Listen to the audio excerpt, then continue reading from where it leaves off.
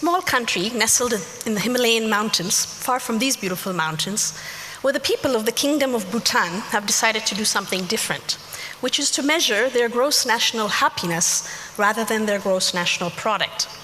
And why not? After all, happiness is not just a privilege for the lucky few, but a fundamental human right for all. And what is happiness? Happiness is the freedom of choice. The freedom to choose where to live, what to do, what to buy, what to sell, from whom, to whom, when, and how. Where does choice come from? And who gets to express it, and how do we express it? Well, one way to express choice is through the market. Well-functioning markets provide choices and ultimately the ability to express one's pursuit for happiness. The great Indian economist Amartya Sen was awarded the Nobel Prize for demonstrating that famine is not so much about the availability of food supply, but rather the ability to acquire or entitle oneself to that food through the market. In 1984, in what can only be considered one of the greatest crimes of humanity, nearly 1 million people died of starvation in my country of birth, Ethiopia, not because there was not enough food, because there was actually a surplus of food in the fertile regions of the south, of parts of the country, but because in the north, people could not access or entitle themselves to that food. That was a turning point for my life. Most Africans today, by far, are farmers. And most of Africa's farmers are, by and large, small farmers in terms of land that they operate, and very, very small farmers in terms of the capital they have at their disposal. African agriculture today is the most undercapitalized in the world. Only 7% of arable land in Africa is irrigated compared to 40% in Asia. African farmers only use some 22 kilograms of fertilizer per hectare compared to 144 in Asia. Road density is 6 times greater in Asia than it is in rural Africa. There are 8 times more tractors in Latin America and 3 times more tractors in Asia than in Africa.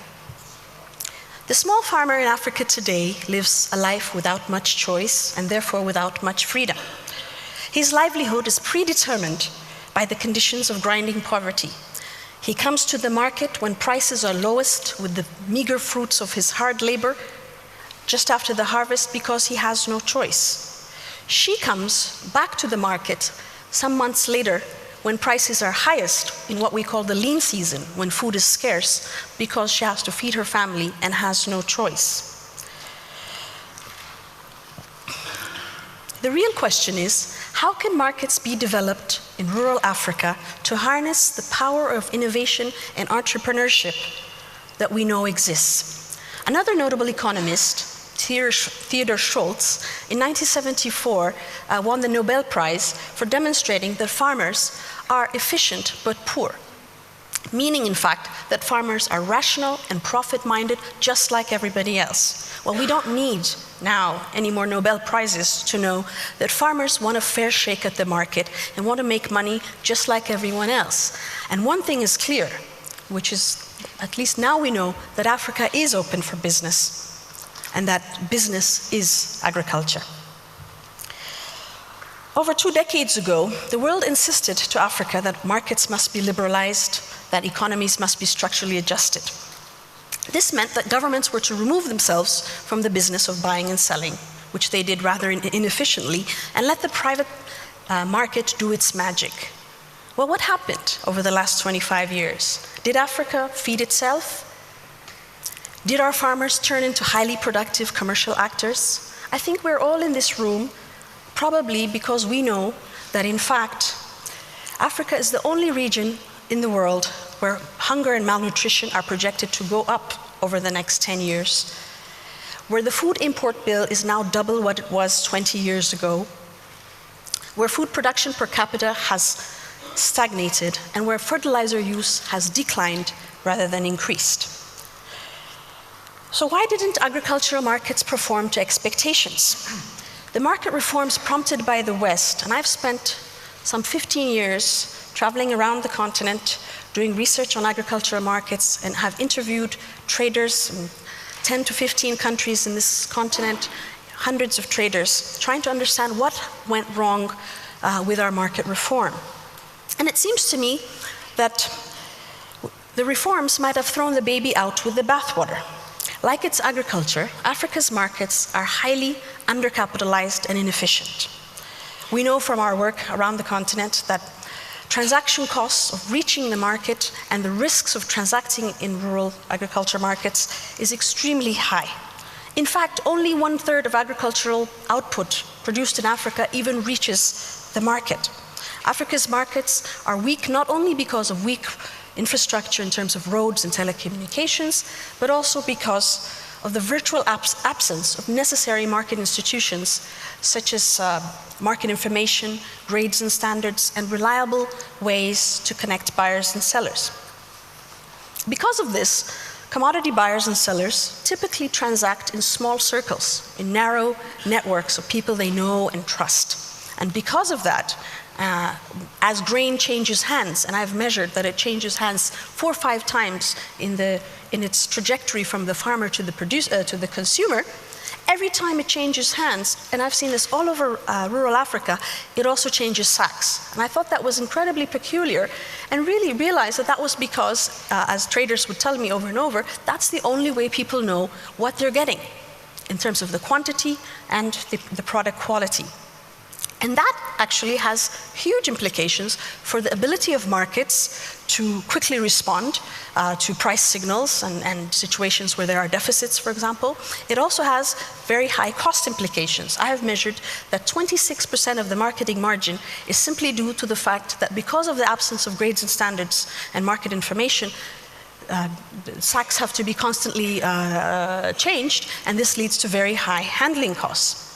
For their part, small farmers who produce the bulk of our agricultural output in Africa come to the market with virtually no information at all, blind, trusting that they're going to have some sort of demand for their produce, and completely at the mercy of the merchants in the only market, the nearest local market they know, where they're unable to negotiate better prices or reduce their risk. Speaking of risk, we have seen that price volatility of food crops in Africa is the highest in the world. And Africa's small farmers bear the brunt of this risk.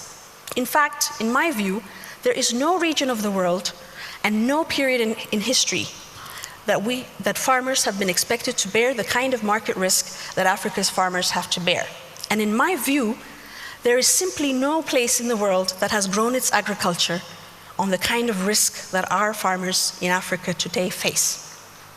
In Ethiopia, for example, the variation in maize prices from year to year is as much as 50% annually.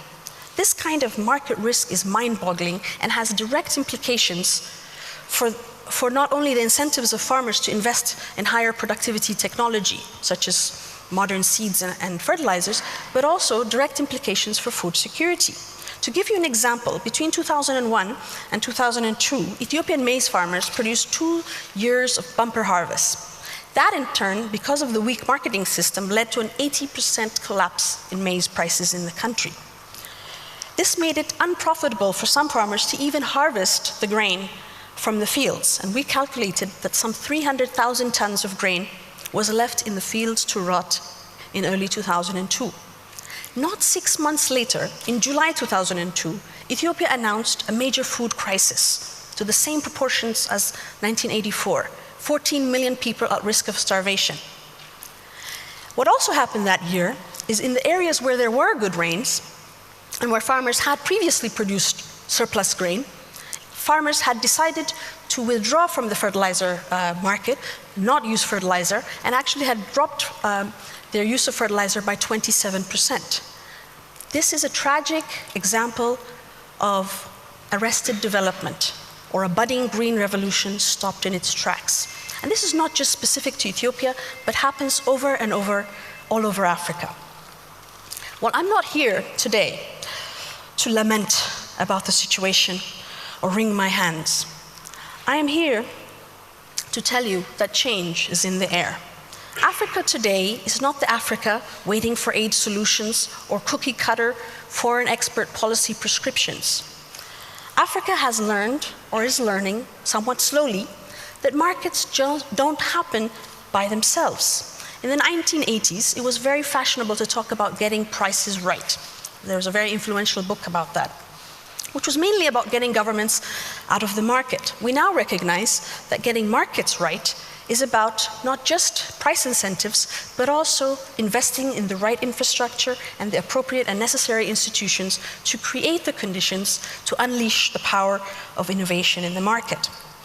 When conditions are right, we know and see that innovation is ready to explode in rural Africa just like anywhere else. Nearly 3 years ago, I decided to leave my comfortable job as a World Bank senior economist in Washington and come back to my country of birth, Ethiopia, after nearly 30 years abroad. I did so for a simple reason. After having spent more than a decade understanding, studying, and trying to convince policymakers and donors about what was wrong with Africa's agricultural markets, I decided it was time to do something about it. I currently lead in Ethiopia an exciting new initiative to establish the first Ethiopia Commodity Exchange, or ECX. Now, the commodity exchange itself, that concept is not new to the world. In fact, in 1848, 82 grain merchants and farmers got together in a small town at the crossroads of the Illinois River and Lake Michigan to establish a way to trade better amongst themselves. That was, of course, the birth of the Chicago Board of Trade, which is the most famous commodity exchange in the world. The Chicago Board of Trade was established then for precisely the same reasons that our farmers today would benefit from a commodity exchange. In the American Midwest, farmers used to load grain onto barges and send it upriver to the Chicago market. But once it arrived, if no buyer was to be found, or if prices suddenly dropped, farmers would incur tremendous losses, and in fact would even dump the grain in Lake Michigan rather than spend more money transporting it back to their farms. Well, the need to avoid these huge risks and tremendous losses led to the birth of the futures market and the underlying system of grading grain and issuing warehouse receipts on the basis of which trade could be done. From there, the greatest innovation of all came about in this market, which is that buyers and sellers could transact grain without actually having to physically or visually inspect the grain. That meant that grain could be traded across tremendous distances and even across time, as far forward as 18 months into the future. This innovation is at the heart of the transformation of American agriculture and the rise of Chicago to a global market, agricultural market superpower from where it was a small regional town. Now, over the last century, we tend to think of commodity exchanges as the purview of Western industrialized countries, and that the reference prices for cotton, coffee, cocoa, products produced mainly in the South are actually reference price or price discovered in these organized commodity exchanges in the northern countries. But that is actually changing, and we're seeing a shift powered mainly because of information technology, a shift in market dominance towards the emerging markets. And over the last decade, you see that the share of Western exchanges, and this is the share of the US share of exchanges in the world, has gone down by nearly half in just the last decade. Similarly, there's been explosive growth in India, for example, where rural farmers are using exchanges, growing here over the last 3 years by 270% a year. This is powered by low-cost VSAT technology, aggressively trying to reach farmers to bring them into the market. China's Dalian Commodity Exchange 3 years ago, 2004, overtook the Chicago Board of Trade to become the second largest commodity exchange in the world. Now, in Ethiopia, we are in the process of designing the first organized Ethiopia Commodity Exchange. We're not trying to cut and paste the Chicago model or the India model, but creating a system uniquely tailored to Ethiopia's needs and realities, Ethiopia's small farmers. So the ECX is an Ethiopian exchange for Ethiopia. We're creating a system that serves all market actors, that creates integrity, trust, efficiency, transparency, and enables small farmers to manage the risks that I've described. In the design of our commodity exchange in Ethiopia, we've done something rather unique, which is to take the approach of an integrated perspective, or what we call the ECX Edge. The ECX Edge pretty much creates the entire ecosystem in which the market will develop itself. And this is because one of the things we've learned over the last decade of studying market development in Africa is that the piecemeal approach does not work. You've got one donor trying to develop market information, another trying to work on or sponsor grades and standards, another ICT, and yet another on warehouse receipts. In our approach in Ethiopia, we've decided to put together the entire ecosystem or environment in which trade takes place. That means that the exchange will operate a trading system, but will also, which will initially start as an open outcry, because we don't think the country is ready for full electronic trading, but at the same time will do something which I think no exchange in the world has ever done, which is itself to operate something like an internet cafe in the rural areas, so that farmers and small traders can actually come to a terminal center, what we call the remote access terminal centers, and actually, without having to buy a computer or figure out how to dial up or any of those things, simply see the trading that's happening on the Addis Ababa trading floor. At the same time, what's very fundamental to this market is that, and again, an innovation that we've designed for our exchange, is that the exchange will operate warehouses around the country in which grade certification and warehouse receipting will be done, and in turn will operate an in-house clearing system to assure that payment is done appropriately in the right amount and at the right time, so that basically we create trust and integrity in the system. Obviously, we work with exchange actors, and as we're developing the exchange market itself, we're also developing the regulatory infrastructure and legal framework, the overarching legal framework for making this market work. So in fact, our proclamation is going to Parliament next month. So what's really important is that the ECX will operate a market information system to disseminate prices in real time to farmers around the country using VSAT technology to bring an electronic price dissemination directly to farmers. What this does is transforms fundamentally the farmer's relationship to the market. Whereas before, the farmer used to think local, meaning that he or she would go to the nearest local market 8 to 10 kilometers away on average and sell whatever they happen to have without any idea of what the price premium or anything else was. Now farmers come with knowledge of what prices are at the national market, and they start to think national and even global. They start to make not only commercial marketing decisions, but also planting decisions on the basis of information coming from the futures price market. And they come to the market knowing what grades their product will achieve in terms of a price premium. So all of this will transform farmers. It will also transform the way traders do business. It will stop them from doing simple back-to-back limited arbitrage to really thinking strategically about how to move grain across long distances from deficit areas to surplus regions. Can Ethiopia do this? It seems very ambitious, but it will create new opportunities. We believe that this initiative requires great political will, and will have to align the financial sector as well as the ICT sector and really even the underlying legal framework. We believe that the winds of change are here and that we can do it. ECX is the market for Ethiopia's new millennium, which starts in about 8 months. The last parliament of our century opened with our president announcing to the country that this was the most important economic initiative for the country today. We believe that the stakes are high, but that the returns will be even greater. ECX, moreover, can become a trading platform for a Pan-African market in agricultural commodities. Ethiopia's domestic market is about $1 billion of value. And we feel that over the next 5 years, if Ethiopia can capture even 40%, just 40% of the domestic market, and add just 25% value to that market, the value of the market doubles. Ethiopia's agricultural market is 30% higher than South Africa's grain production, and in fact, Ethiopia is the second largest maize producer in Africa. So the potential is there, the will is there, the commitment is there.